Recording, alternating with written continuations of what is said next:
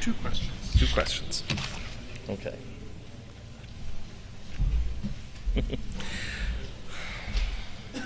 Okay. I have two questions here. Martha Beck's Leaving the Saints may be the first example of New Age anti-Mormonism. Are there other examples of this genre? Actually, I think I used the term New Age anti-Mormonism quite a few years ago to describe Ed Decker. Because what was different between Ed Decker and Bill Schneblin and people like that and the more conventional anti-Mormons, the style of, say, Gerald and Sandra Tanner, is that the Tanners simply believed that Mormonism was false. Decker actually believed that there was supernatural agency behind the rise of Mormonism, and that the Book of Mormon may well have been inspired, yes, but by satanic agencies. There's actually been a clash between the two forms of, these are both forms of evangelical anti-Mormonism in a way, because the Deckerite version actually scares people off who might otherwise get involved in picketing Temple Square, for example. Decker, I think, drawing heavily on a really important document, a film documentary called Ghostbusters. You may remember there's a building in Ghostbusters that is designed in such a way as to be a kind of demonic power generating station, because it has certain shapes, trapezoidal shapes, and so on and so forth. Well, Decker actually argued at one point, and Bill Schneblin along with him, that the Salt Lake Temple had that same character. And there was a complaint once from the Tanners. They were having a hard time recruiting people to picket and leaflet outside Temple Square because they were afraid that with that demonic power generating station so close, they might fall under demonic influence. And I thought, well, then let the story flourish. But so Decker actually has created a kind of New Age anti-Mormonism already, but Martha's book is, well, definitely part of the New Age movement, and really a pathetic piece of writing. The second question was, why do you think that so many who leave the church also leave God for secularism? I suppose there may be the sense that in the church we have been taught so much that there was an apostasy, that Mormonism represents a comprehensive, only truly fully adequate view of God and humankind, that if we decide that that's wrong, then the other options for many people have been eliminated already in advance. And so that may be one reason. Also, because Mormonism is such a totalizing claim on people's time and lives. It's so demanding. I don't mean that in a negative way, but it requires so much loyalty and so much commitment that the shock, the trauma of abandoning it can sometimes be such that that you just lose everything, you leave everything behind. And it's very sad to me to see people who leave Mormonism for complete secularism, because of course I view it as such a bleak worldview and not intellectually compelling. Okay. Doesn't the LDS view of an evolving God imply an independently existing moral law? For example, that murder or rape is wrong, which can, at least in theory, be discovered independently of God and so provide insight into moral requirements for persons such as Camus? That's a really interesting question, a very interesting philosophical issue, and one that deserves a lot of thought. It's an old question that goes back into Greek philosophy. Is something good because God says it is good, or does God say it's good because it's good?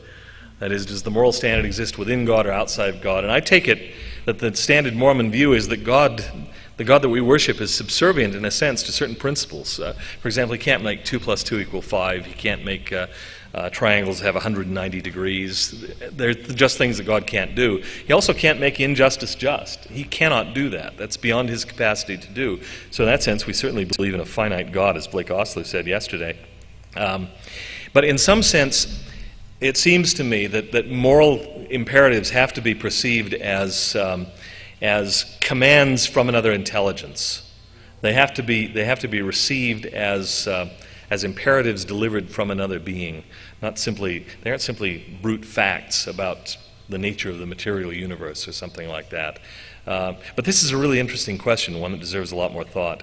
All right, here's one quite different. Let's see. Oh, that's not mine. Good. It's already been answered twice.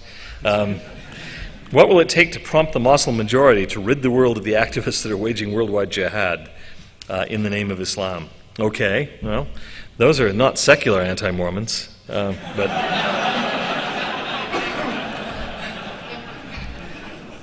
what it may require is something like the London bombings. I've been struck by the fact that there was very little Muslim response, at least none very gratifying, to 9/11. or what's been going on since then. But the attack in London by homegrown UK Muslims, I think, really shook a lot of Western Muslims. And so now you're finally getting fatwas issued in the United States and in the UK denouncing this kind of Islamic terrorism. And so I'm hoping that we're finally beginning to see the reaction from the global Islamic community, at least the Western Islamic community, that we should have seen 4 or 5 years ago. But still, as I was saying to someone yesterday, there's no question that the Islamic world today... Didn't I shut this thing off? Good grief. There he goes. Where was I? Yes. The Islamic world right now is clearly a dysfunctional place in a state of serious moral and intellectual decline. It's been that way since at least 1800, maybe arguably since 1500. I would even argue maybe since 1258, since the the Mongol invasion of Baghdad, or destruction of Baghdad. And really the fundamental question for the Muslims, it's a question the Muslims are going to have to face. The primary target of someone like Osama bin Laden is not the West. I mean, we are an important target for him, but he doesn't expect, I think, realistically to ever take over the West. Certainly not in his lifetime, and probably not for several centuries to come. But what he realistically hopes to do is to take control of places like Egypt and Saudi Arabia. And there, his real targets, the ones who would be killed, would be liberal Muslims, secularized Muslims. They do exist. And those are the people who would die. So the front line of people who ought to be fighting against this are Muslims themselves living in vulnerable countries like Pakistan, Egypt, Saudi Arabia, Jordan, Iraq, obviously, and other places like that. So, but this is a real problem for the Muslims. We cannot change Islam from outside. They have to change it from within. I might say that some of the translations that we're doing at BYU may play a very small role in that. I hadn't even thought of that at first, but I remember going to a meeting in Egypt, and a couple of women professors at one of the universities in Cairo came up to me, and they were really angry about one of the books that I'd published because they saw it as aiding and abetting the radical Islamic fringe. I frankly still can't see how it could. It's a book of theology and philosophy that those guys will never read. And it's but they wanted me to publish more of the Islamic rationalists because they wanted that dimension, that historical dimension of Islam, to be brought to the fore. And in that regard, I guess even these old books are weapons in a struggle that's going on within Islam for the soul of Islam. And this could go on for generations to come. But it's vastly important, not only for Muslims, but for us, that the right side win. Well, I won't go on any further about that. Anyway, I think that's all the questions. Thank you very much. Thank you.